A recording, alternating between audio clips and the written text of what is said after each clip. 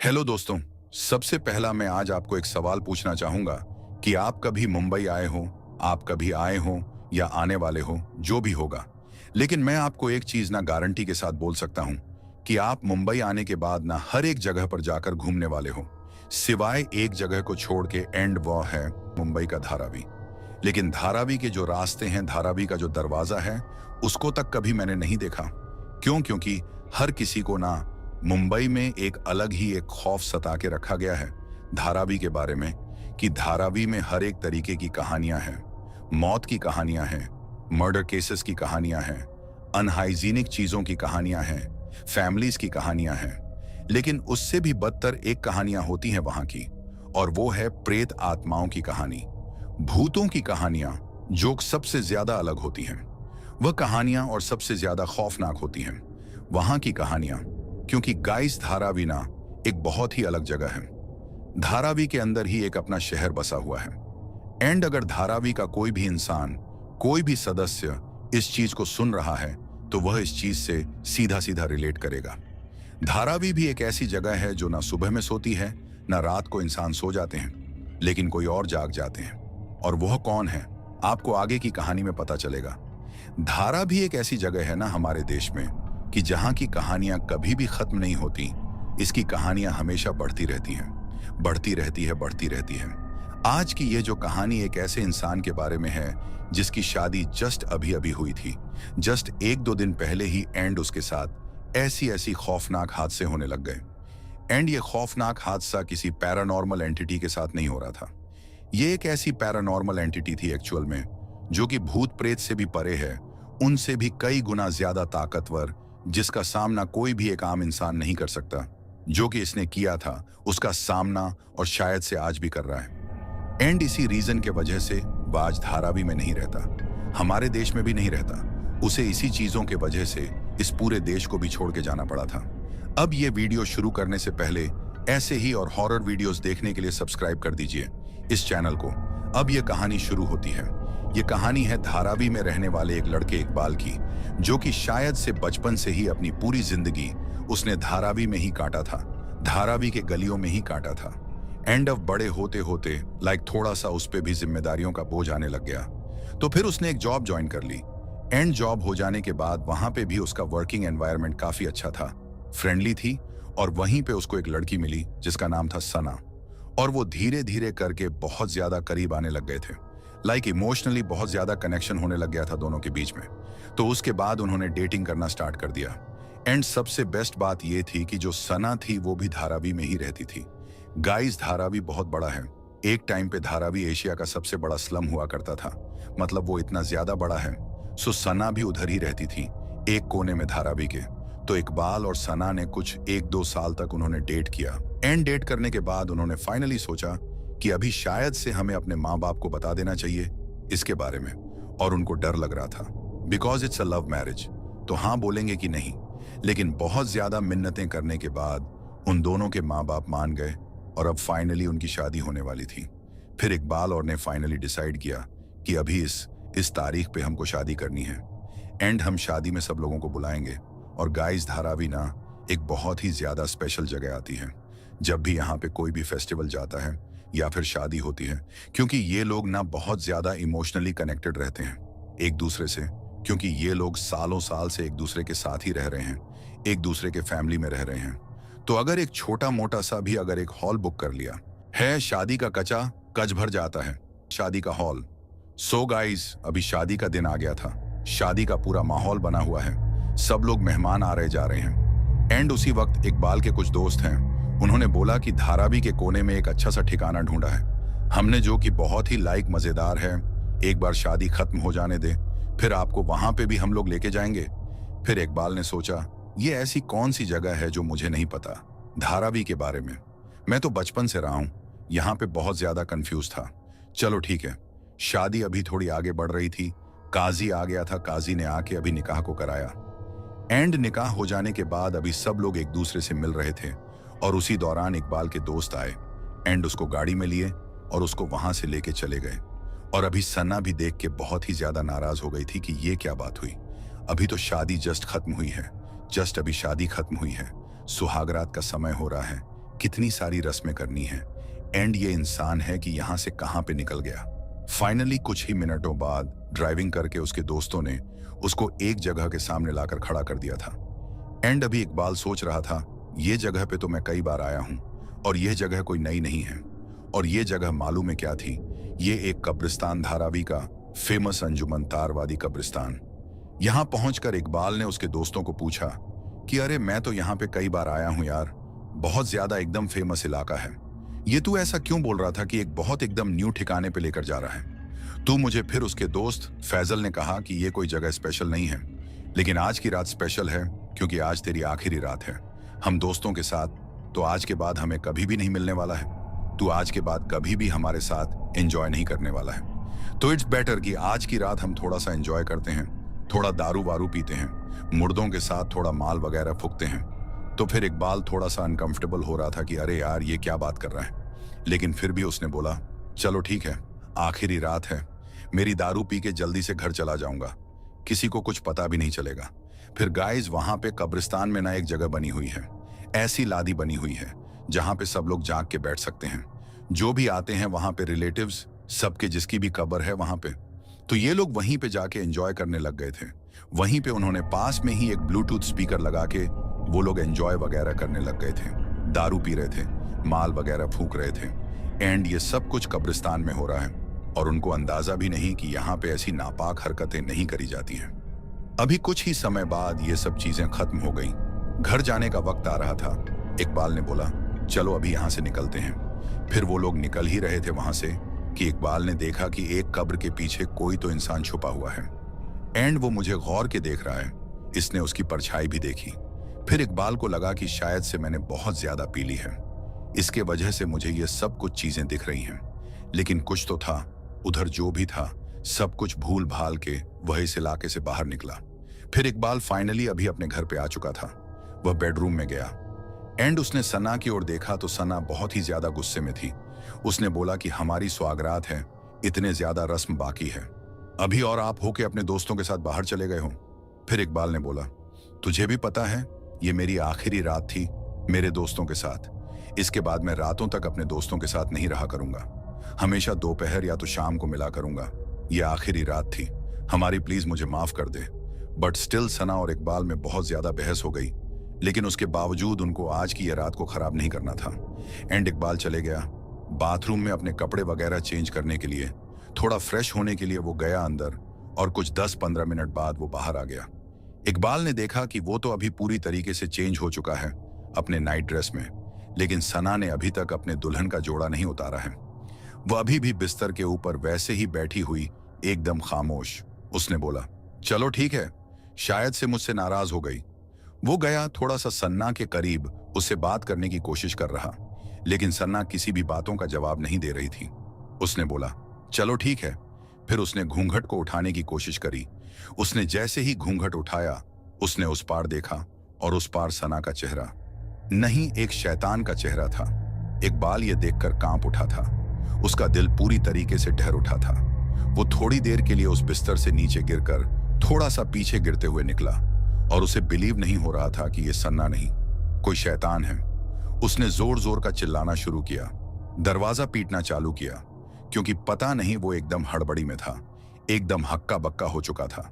वो फिर इकबाल के घर वाले आए, उस दरवाजे के अंदर आंखी उन्हें बोला ये सब कुछ क्या हो रहा है, किस चीज की दिक्कत है तुझे? फिर इकबाल ने बोला ये सना नहीं, कोई शैतान है, ये सना के रूप में कोई और इंसान यहाँ पे आके बैठा है। फिर उन्होंने सना की ओर देखा एंड वहां पे कोई भी ऐसा था नहीं। उसके बाद सना उठी एंड उसने बोला कि ये मैं ही हूं, ये मेरा ही चेहरा है, आपको ऐसा क्यों लग रहा है कि ये कोई और है? उसके बाद इकबाल ने बोला ये तू नहीं है, थोड़ी देर पहले मैंने तेरा चेहरा देखा था, तेरे चेहरे में एक शैतान का चेहरा था जिसके मुंह से लाल टपक रही थी एंड उसका चेहरा पूरी तरीके से जला हुआ था। फिर उसके बाद इकबाल को सना ने थोड़ा उठाया एंड उसको उठा के जरा बिस्तर पर रखा, बेड पर रखा, उसको थोड़ा सा पानी वगैरह दिया एंड बोला कि आप किसकी बात कर रहे हो, ये तो मैं ही हूं।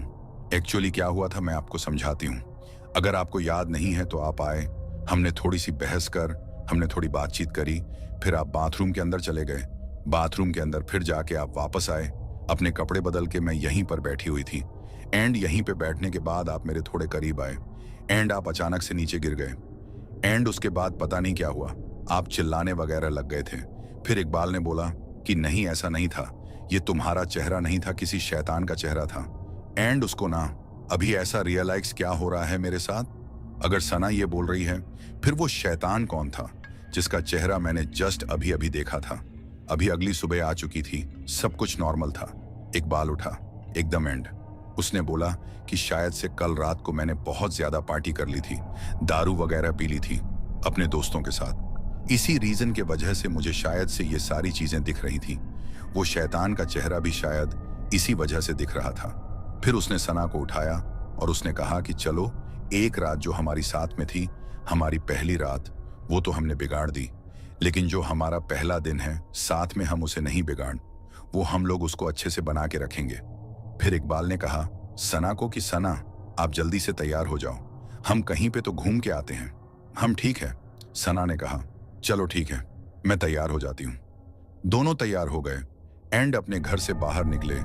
बाहर निकलते वक्त फिर इकबाल को याद आया, मैं अपना वॉलेट घर पे भूल गया हूँ, मैं घर पे जाके अपना वॉलेट जल्दी से लेके आता हूँ। सना तुम यहीं पे रुको, घर के बाहर। सना घर के ठीक बाहर थी, दरवाजे के बाहर, खिड़की से दिख सकता था कि वह दरवाजे के बाहर है, क्योंकि एक चौल टाइप का एरिया है। वो घर के अंदर गया, अपना वॉलेट लिया एंड जब वो निकल ही रहा था तब उसने सुना कि किचन में कोई तो है जो कि खाना बना रहा है, लेकिन उस समय घर पर कोई भी नहीं था, उसके माँ बाप भी नहीं थे। अब कौन है यहाँ पे? वह किचन की तरफ गया एंड उसने देखा कि सन्ना ही खड़ी है एंड अभी वहां पर खाना बना रही है। उसने सना को आवाज लगाया एंड जैसे ही सना पलटी, उसके चेहरे में वही था शैतान का चेहरा। इकबाल बुरी तरीके से डर चुका था।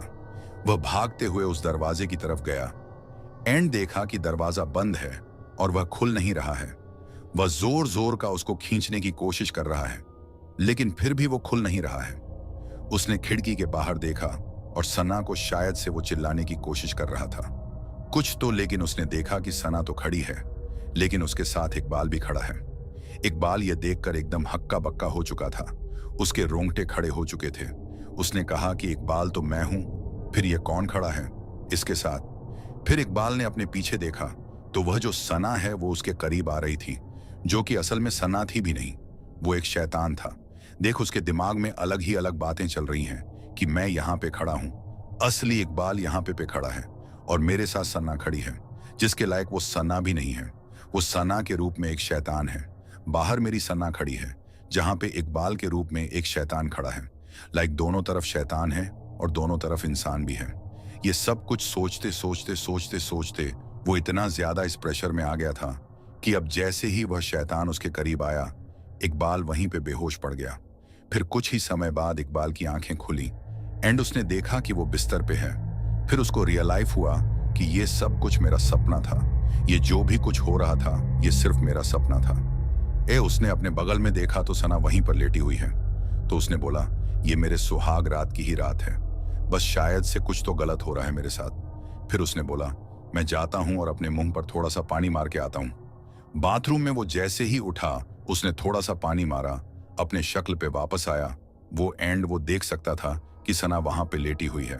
फिर उसको ना थोड़ा सा ऐसे ही ब्लैंकेट उसका ऊपर करने गया तो देखा कि ये भी सन्ना नहीं है, ये भी सिर्फ एक शैतान है। इस वक्त वापस से इकबाल बहुत ही ज्यादा घबरा उठा। तो उसने बोला अभी ये तो एकदम ही सच है, ये तो एकदम ही सच है।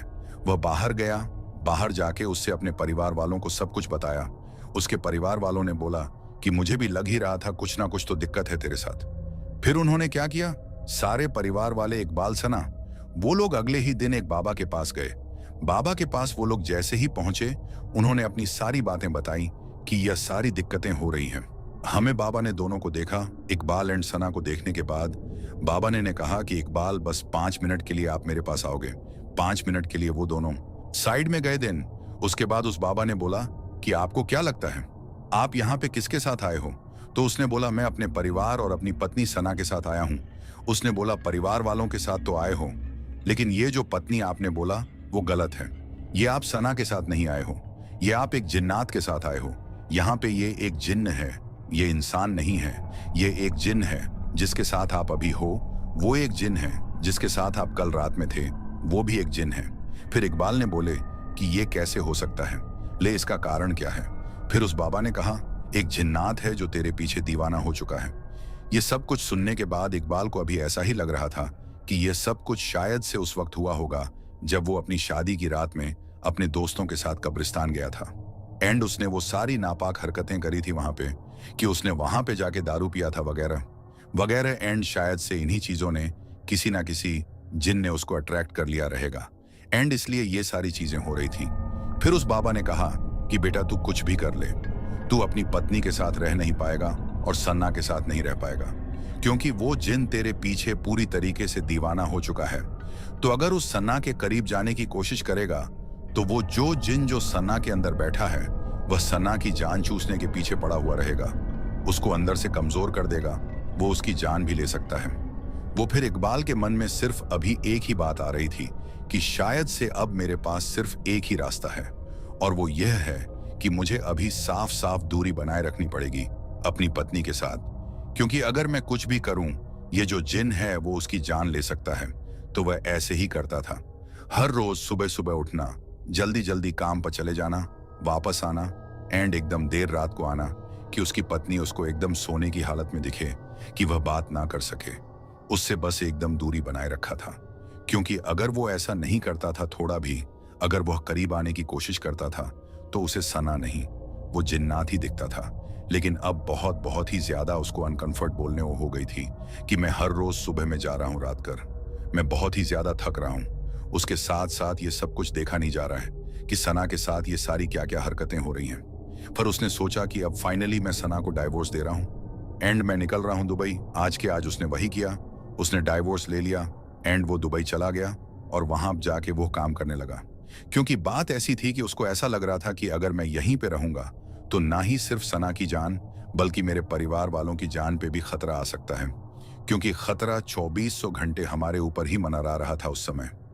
फिर उस समय इकबाल ने वही किया जो उसको सही लगा, वो दुबई में जाकर शिफ्ट हो गया। एंड आज भी ऐसा बताया जाता है कि उस दिन से लेकर आज तक वो कभी भी इंडिया में वापस नहीं आया। वो में ही चला गया ना उसके परिवार वालों की, उसकी कभी कोई खबर आती बस वो कभी कभार कॉल पर बात कर लेता है, लेकिन वो इंडिया में कभी भी नहीं आता। एंड गाइस, आज भी ऐसा हो सकता है कि आज भी वो जो जिन्नात है वो उस सन्ना के साथ रहता हो, या फिर गाइस एक पॉसिबिलिटी है कि इकबाल जिसके पीछे वो जिन्नात दीवाना था उसी रीजन के वजह से आज भी इकबाल को हर रात को उस जिन्नात का सामना करना पड़ता हो सकता है। वैसे भी गाइस, आज इस वीडियो के अंत में मैं आपसे बस यही कहना चाहूंगा कि जिन्नात ना उन लोगों को कभी भी नहीं बखे जिनके साथ एक बार उनके ताल्लुकात बन जाए, जिनके साथ एक बार उनका कनेक्शन बन जाए, वो मरते दम तक वह जिन्नात कभी भी आपको छोड़ेगा नहीं।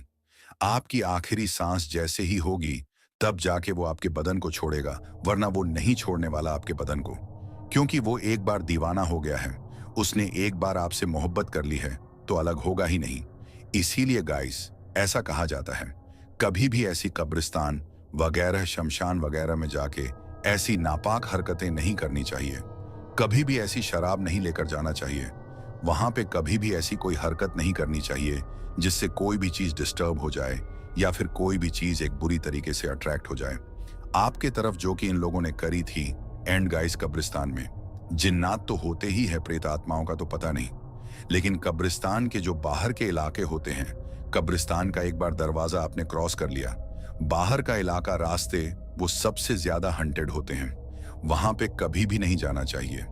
That the most hunted thing you will ever find. So guys, अंत में मैं आपसे बस इतना ही सवाल पूछना चाहूंगा कि क्या आप भी किसी ऐसे इलाके के पास रहते हो जो कि हंटेड है?